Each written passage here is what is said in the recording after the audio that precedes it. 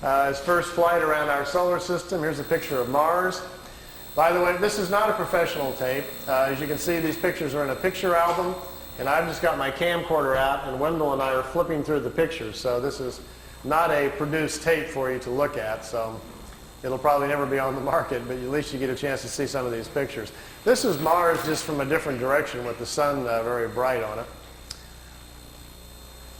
Now, here is Mars, but here's one of these satellites. It's in orbit around Mars, made on Earth, unannounced, and is in orbit. This is the spring of 1976, and this device is in orbit around Mars. I don't know exactly who made it or who put it up there. Here's another one. This is Mars again, and here's the light panels, solar panels, and the satellite equipment in orbit around Mars again. This is a different one. This is a dust storm on Mars. Billy wanted to get close and try to take pictures of artifacts. You've all heard about some of the Sedona Plaza on Mars, about the face on Mars that Richard Hoagland and other people have been looking into. Billy published a paper back in the 70s talking about that. There was a race of people lived on Mars. They had a terrible catastrophe about 186,000 years back. At the time, there was about 40 million people killed on Mars, and they're all gone now, of course. So there were societies there, and we will find quite a few remains of their civilization once we get up there. Here he's on board one of their large motherships. This is the side or the edge of a saucer that was parked inside as he was walking by it. Here's Jupiter. Here's the mothership in orbit. They're flying into it to go aboard. It was 17 miles high and about 10 miles in diameter. He spent 3 days on it. They went to different places in our galaxy to show him around. This was the craft that was right in front of him as they were flying into it. He took a picture of that one. Here, again, is back at Mars. These aren't in any particular order. Here's another object in orbit around Mars, and look, here's an American flag on it. So there's a couple of things that they put up there that the military's put up that we don't know about. This is a picture of Billy in a suit. He's on a prehistoric planet to see the dinosaurs. He's got a breathing apparatus on.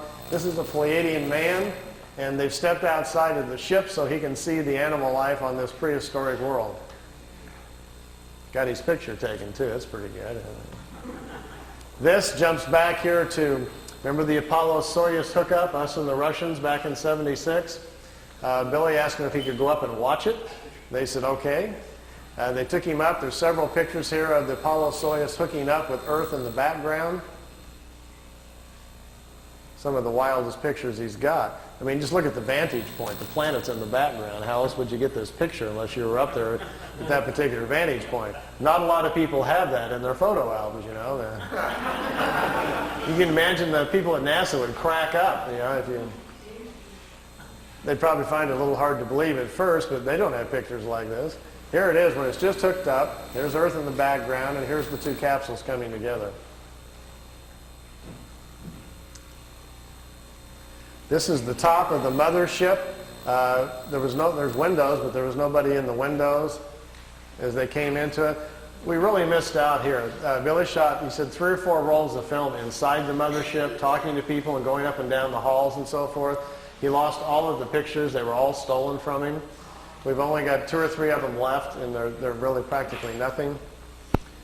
This is a prehistoric Earth. They're back in time. That's Earth in the background. That's a moon in front of Earth, and he's looking over the surface of another moon. At that point, they told him there were 2 moons in orbit around planet Earth. We think we're about 60 million years back. Here's another picture over the surface.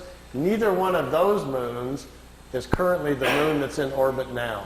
The moon that's in our orbit now, they say, has only been there around 5 million years. Look at this one. This is another piece of equipment in orbit around Mars, and it's huge. It's like a space station.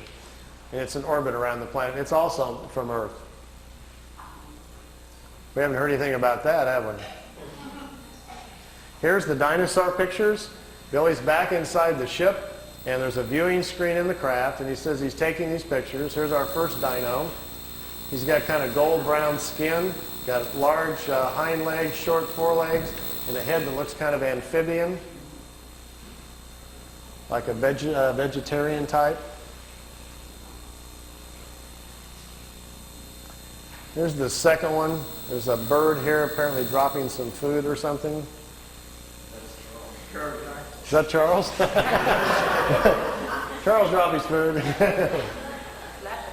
This one's pretty hard to see. Here's the head of some sort of creature crashing through some bushes here.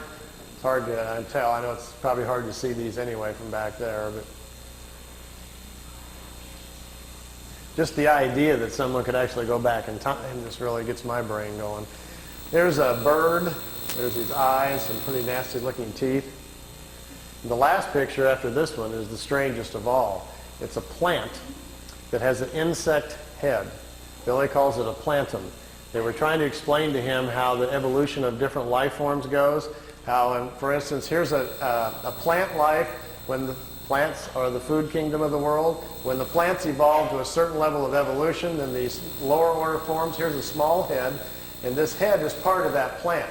Here's these two little eyes. It's an insect, the beginning of insect life on the planet when the food kingdom has evolved high enough. There are 7 different stages, they say, of spiritual energies or creational energies on a planet that create the many different kinds of life forms. There's a transition from one kind to the next. Ours is the 7th or the last one.